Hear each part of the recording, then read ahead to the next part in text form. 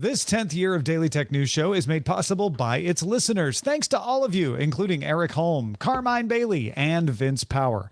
Coming up on DTNS, Rod Simmons is here to talk about LastPass and what you need to know if you want to switch. Plus, Microsoft brings Bing AI to Windows, and Signal threatens to Brexit over an anti-encryption law.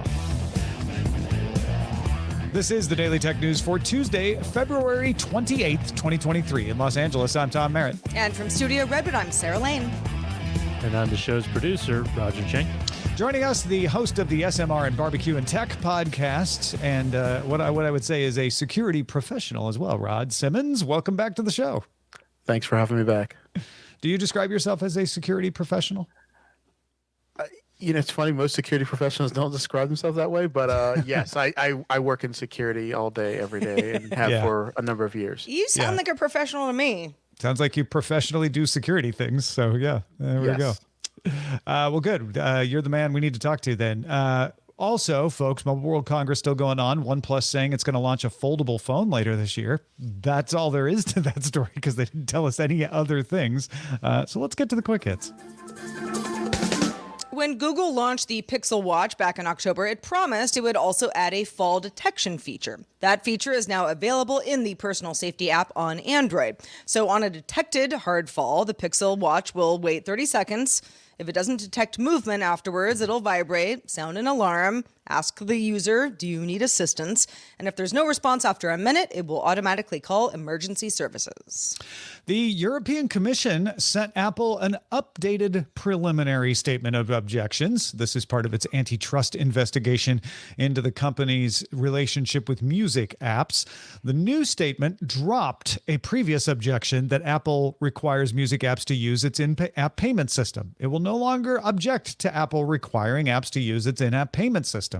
Kind of a big deal there. The objections, however, will focus on Apple's anti-steering rules. Those are the rules that prohibit app makers from telling users about other ways that they could pay for a service, like, hey, go to our website to subscribe. Meta CEO Mark Zuckerberg said that the company formed a new top-level product group focused on generative AI. The group will initially work on building creative and expressive tools and eventually focus on developing AI personas. Zuckerberg said it's exploring experiences across WhatsApp, Messenger, and Instagram, of course, all Meta companies, including text, images like creative Instagram filters and ad formats, video, and multimodal experiences. On Tuesday, NVIDIA released RTX Video Super Resolution. This is an upscaling technology that works inside Chrome and Edge browsers to improve any web video by sharpening the edges of objects and reducing video artifacts. So videos anywhere from 360p, pretty low res, and up to 1440p can up-res to 144 hertz frame rate and upscale to 4K resolution. NVIDIA's Shield TV already had this. If you're like, hey, don't I have that? If you have a Shield, yeah, you do. But updates to the Chromium engine have now let NVIDIA expand it to the RTX 30 and 40 series cards. Man, I know it's probably lower res, but I've got some VHS videos from high school that I would love to clean up somehow. Yeah, give it a shot. I know, right? Qualcomm and Thales announced certification of the first user-ready integrated SIM, or iSIM. It offers card-free digital signups and security like an eSIM, but it's built into a phone's main processor, so there's no dedicated chip that's needed to be added. Might save space, maybe a larger battery, maybe even possibly save you some money, or at least save the carrier some money. No word on which phones will use iSIMs first, but since they support the same remote provisioning standard as eSIMs, providers don't necessarily need to update their systems. They could just kind of roll it out. So as soon as a handset comes out with the hardware, it should work. All right, that is a look at the quick hits. We have quite a bit of Microsoft news to look over today. The company has been busy. So first, PhoneLink is coming to iPhones. PhoneLink mirrors a lot of your phone's functions on the desktop, so you don't have to pick up your phone to use them. Say you're already cranking on your desktop, they will be mirrored there. Things like text messages, notifications, phone calls, stuff like that. So starting now, some Windows insiders can use the PhoneLink app with iPhone to send and receive iMessage messages, and also make and receive phone calls, and also view notifications that would otherwise just be on iOS.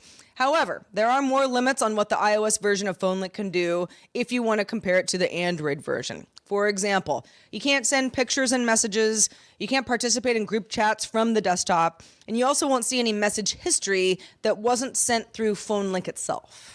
In addition to that, a Windows 11 update has come along, only for Windows 11 though, which adds screen recordings within the snipping tool, tab support for Notepad, and updated Braille display support.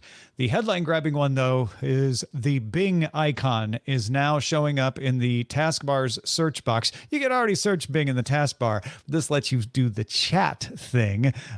If you are in the access group that can chat with Bing, you can hit that Bing icon in the taskbar, start chatting with Bing in Edge. You can manually install the update now or wait until the automatic one, March 14th. That's when the monthly security update will begin to roll out to everybody else. Rod, any of these get you excited to fire up the old Windows machine as soon as you get the update? Yeah, all of them actually, both of them actually. So I'll start with the first, which is what excites me about that is typically for some people who are Windows users, iPhone users, and the only thing keeping them using a Mac is I can get my text message on my phone because I can type faster on a full-size keyboard. It's super nice.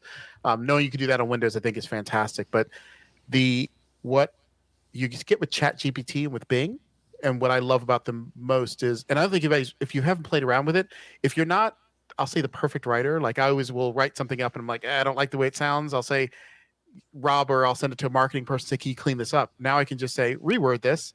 And it's, oh my gosh, this is great. I sent it to the marketing. I did that and I sent it to a marketing guy. He's like, this sounds great. I was like, yeah, I know it does.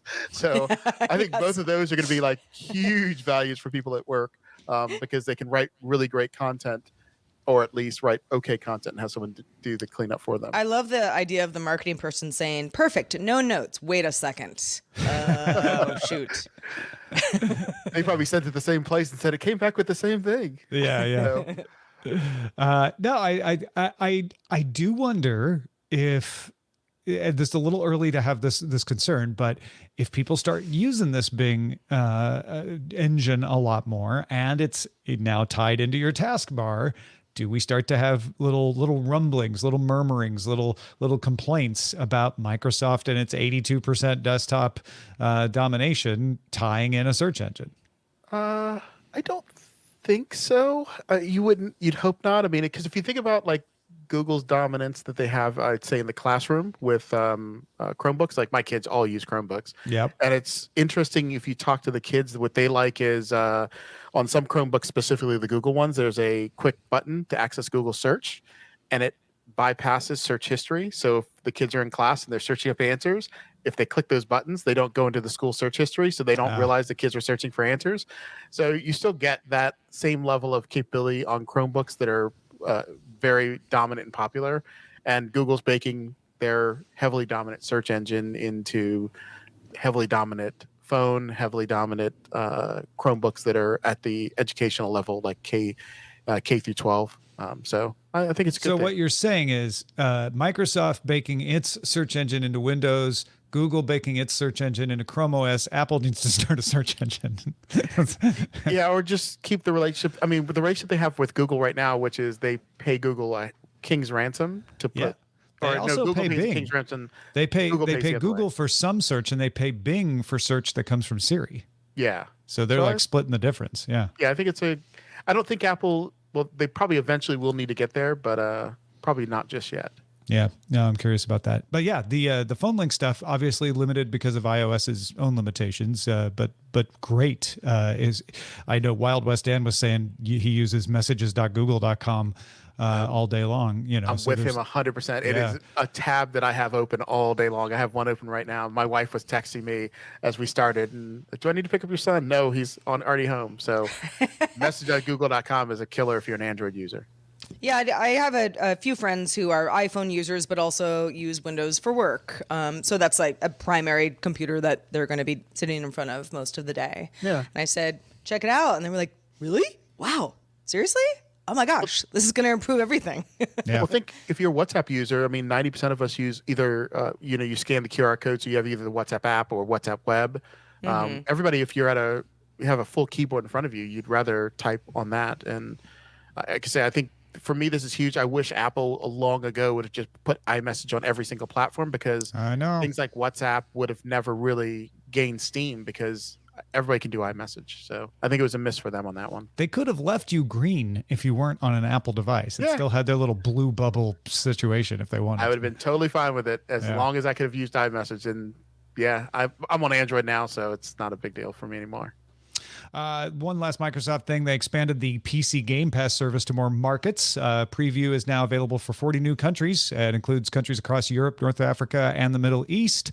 Users can get access to the Xbox Insider Hub app.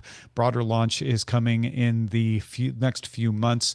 Service now available in 86 countries. So if you've been waiting for it to come to your country, go check out. We have a link to the Engadget article that lists all the countries it's coming to. All right, let's move on to some encryption talk. In fact, we're going to be talking about it a lot on the show today. Let's start with this. The UK Parliament has riled up providers of encrypted services yet again. In an effort to combat child sexual abuse material, also known as CSAM, the UK Online Safety Bill would require such providers not to encrypt information in a way that would stop regulators from being able to see what's in them if they need to. If they think something really bad's going on, we need to help. That's the idea. The government's impact assessment of the bill goes farther, though, saying that companies must take steps to mitigate the risk that using end-to-end encryption would stop regulators from being able to identify CSAM. This is an old story. We have talked about it multiple times.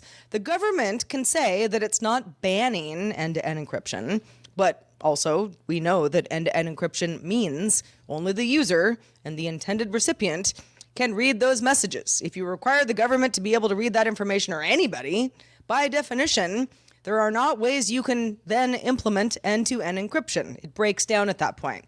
But don't let that stop you. You can use end-to-end encryption as long as you can figure out a way to do that.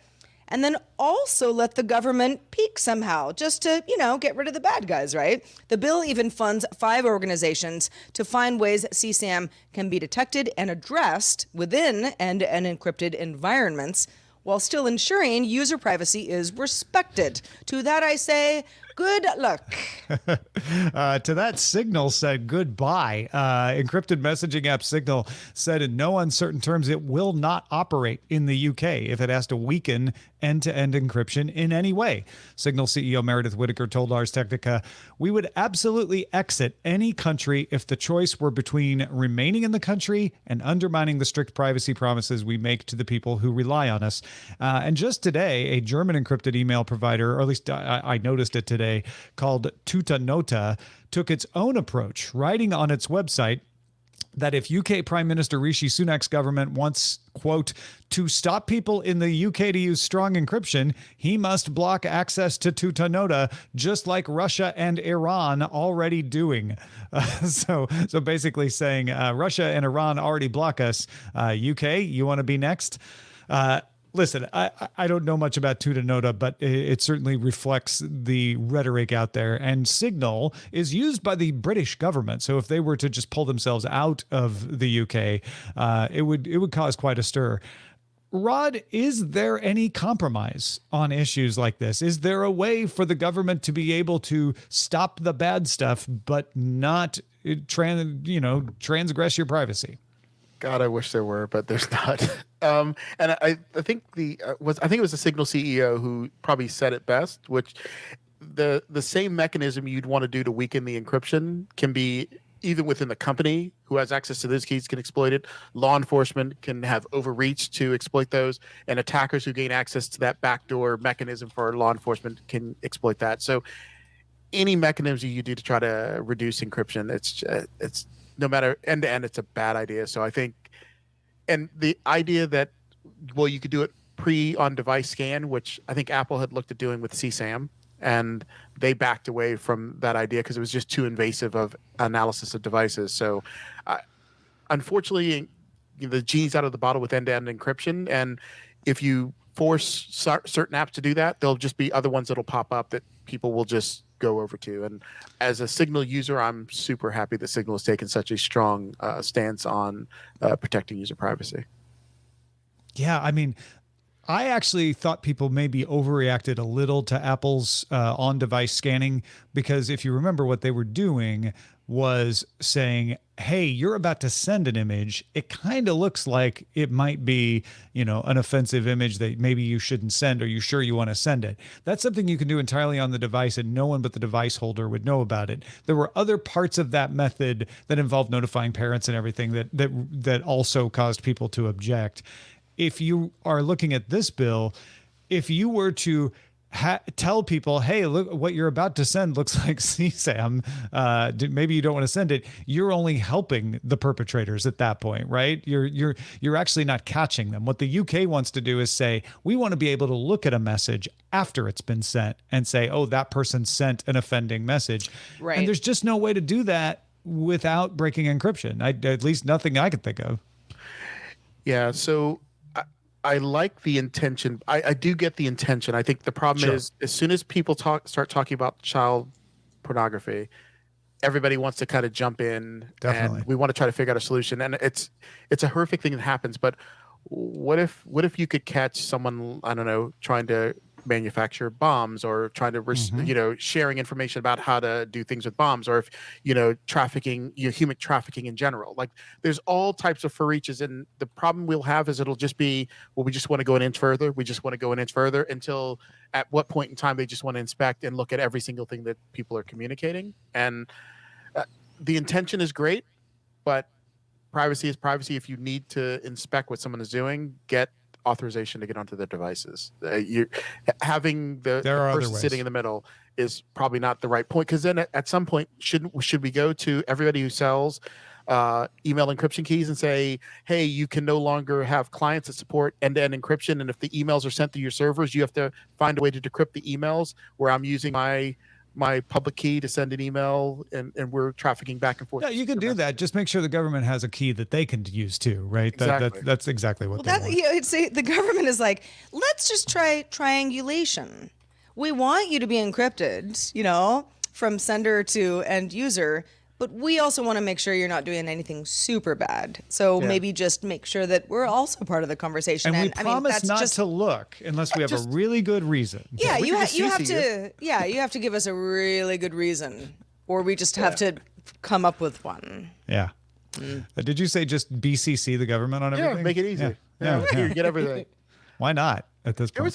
There was a book. Oh gosh, what was it? It was I think it was Dan Brown. He did a book where the CIA was gathering all different communications, and it was just such massive volumes of data. I cannot remember. It'll come to me later. But and essentially, it took down one of their servers trying to decrypt a constant stream and volume of data. Yeah. Oh, it was definitely a Dan Brown book, but I can't remember the name. That sounds very Dan Brown. Yeah. I mean, and encryption's math, so you can't really outlaw it. You can just make using it illegal, but like you said before, people who want to encrypt their things are going to find a way to do it. Folks, what do you want to hear us talk about on the show? If you haven't checked out our subreddit, there's a great community in there submitting stories, voting on those stories, talking about the stories. Let us know in our subreddit, dailytechnewsshow.reddit.com. LastPass disclosed more details about how the attackers were able to access customer encrypted password vaults. One of the criticisms when they announced this in December is they didn't give details. They have now finished their investigations and published a lot of details. I'm going to give them credit for the transparency, at least in this particular case. The attackers used information stolen in other breaches to take advantage of a remote code execution vulnerability in a third-party media software package. Ars Technica has sources that say it was a vulnerability in Plex, and there was a vulnerability in Plex around that time. They then were able to install a keylogger on a senior DevOps engineer's home computer. That let them grab the employee master password to their corporate vault, which then gave them access to the encryption keys and all kinds of other stuff. But the encryption keys needed to access the AWS S3 production backups. The valid credentials made the access difficult to detect because it was legitimate, and it wasn't for a couple months before AWS Guard Duty alerts finally detected the intruder when they tried to use cloud identity and access management to perform an unauthorized activity.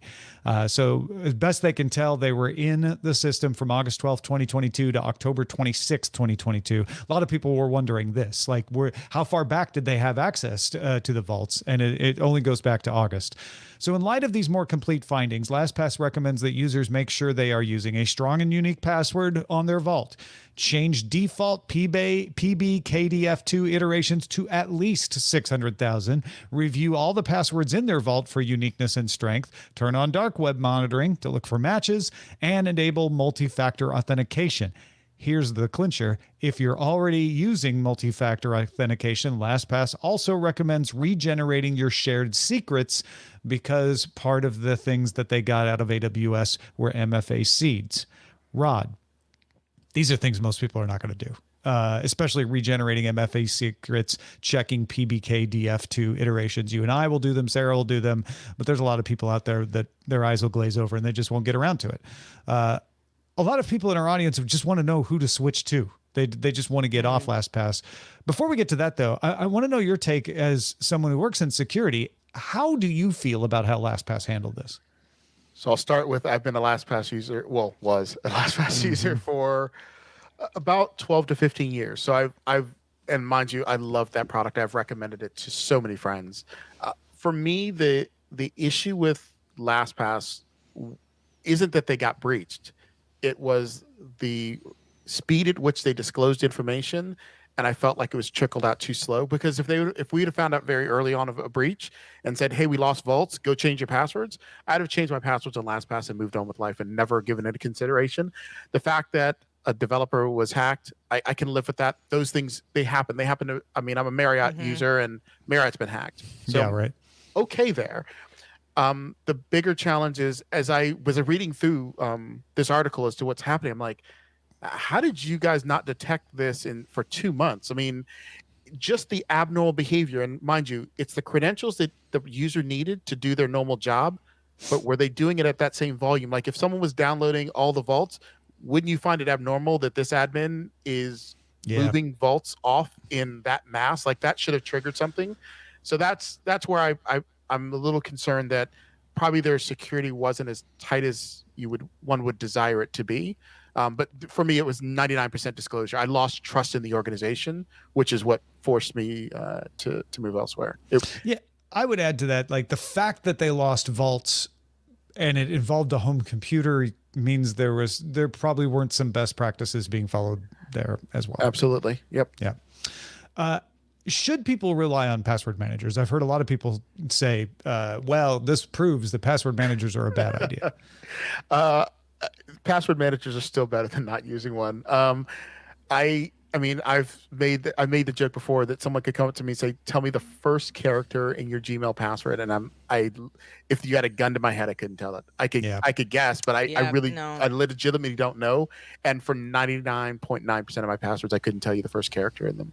So password managers are still great things to lean on because it does get users having better passwords and less things that, I mean, if you've ever looked at Have I Been Pwned and looked at the number one breach, the top 50 breach passwords, they're all horrendously awful and easy to crack. And what we're trying to get is users to kind of be more knowledgeable. And then with most of the platforms like LastPass with the security challenge, or 1Password with I think they call it the Watchtower. They all can let you know reuse of passwords, which most people don't catch that they reusing passwords if they're manually typing them in. But more importantly, if they're known breach passwords, you can also pick up on those or on the dark web. So all of those types of things are so valuable with a password manager that you don't get by putting it in, some type of encrypted vault you're managing on your own. I mean, the LastPass story has unfolded over time, and we know more now today than we have in the past. And like you said, there are other options. You can say, yeah, you know what, that was just too little too late. I'm moving on to something else. However, this could happen to a lot of companies. And because of this, one would think that LastPass goes, we've learned a lot from our mistakes. We are stronger than ever, and keep trusting us. There's some merit to that too, right? Yeah, I think some merit. I'm right here. Oh, yeah. So get on it, Tom. Sheesh. I mean, just in the sense that, we hear about breaches all the time and companies saying, here's what we now know. Here's what we will not allow to happen again, hopefully in a perfect world. How much credit do you give LastPass for that? I think, is that what you're asking, sir? For just disclosing? Yeah.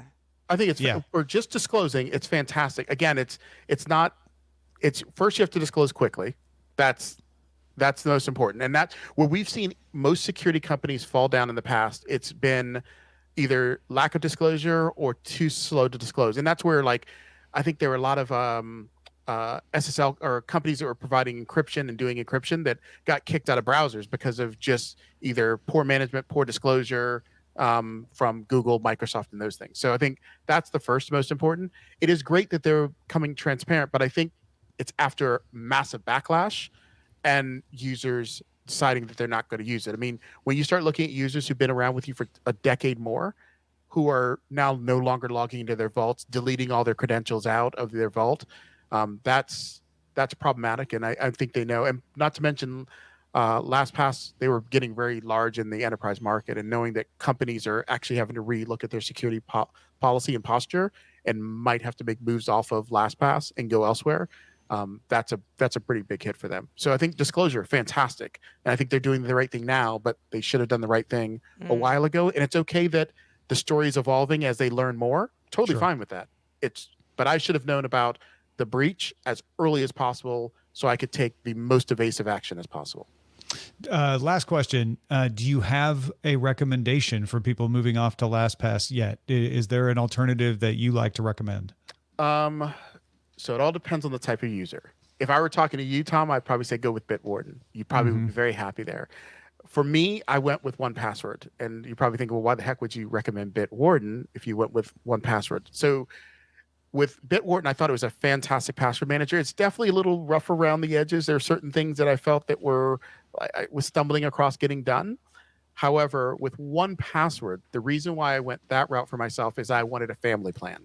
I wanted family sharing. So I wanted all of my kids, my wife, I wanted us all to be able to easily share credentials, be on a single password manager, pay one price throughout. I'd say if you were debating on the switch, start with Bitwarden and verify it won't work for you because it's free to get started. There's a really good run rate where you can trial it out. 1Password, you're kind of getting into, you don't have a lot of run rate for trying out the solution before you're into a paid model. So for me, I went 1Password. There's a lot of things that are not LastPass and it frustrates me, but I'm learning to use 1Password for what it is. Excellent. All right, before we get out of here, let's check the mailbag. Let's do it. Mike in Dubai wanted to add to Chris Christensen's travel tip from our Friday show on February 24th. Mike writes, on that show, Chris Christensen mentioned trip mode on Mac OS and asked if there's an equivalent on Windows because he didn't know because he's a Mac user. Mike says if a user goes onto any Wi-Fi connection, they can toggle between metered and unmetered connections. I don't know all the details about what downloads happen automatically in metered mode, but it minimizes Windows software updates until you return to an unmetered connection, which is the default. I set up my phone hotspot as a metered connection while traveling.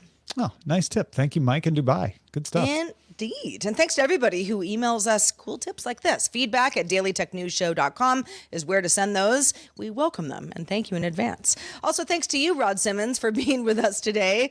Could not have done the show without you, and we mean that. Let folks know where else they can keep up with your work.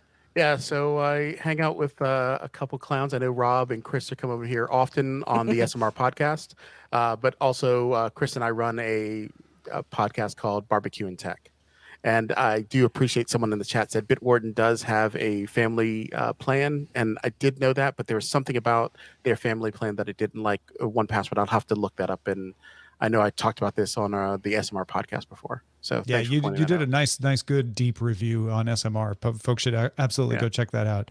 I also, unrelated to LastPass, really enjoyed the Barbecue and Tech episode you just did about the cutting boards, because I have a cutting board that you made that I bought from y'all, and I was like, oh yeah, I need to clean it. And your cleaning tips and everything were really good in there too. Oh, so cool. Thank you for that. Yeah, Oh, no problem. Gosh, I don't even want to talk about how my cutting boards probably should be cleaned better. You should listen to this episode. That's a story for GDI at another time. We do want to thank our brand new boss, Les. Les just started backing us on Patreon. Thank you, Les, and welcome. We're so glad to have you. It keeps the streak alive. Thank you, Les. Who will pick up Les's baton tomorrow? Patreon.com/DTNS. Patrons like Les get to stick around for the extended show, Good Day Internet. We're going to talk to Rod some more about how to do the move, what you should do when you want to move off LastPass on to another password manager. But just a reminder, we do the show live. You might be listening to us after the fact, and that's fine. But if you can catch the show live Monday through Friday at 4 p.m. Eastern, 2100 UTC, we'd love to have you. You can find out more at dailytechnewsshow.com/live. We're back doing it all again tomorrow with Scott Johnson joining us. Talk to you then. This show is part of the Frog Pants Network. Get more at frogpants.com. Diamond Club hopes you have enjoyed this program.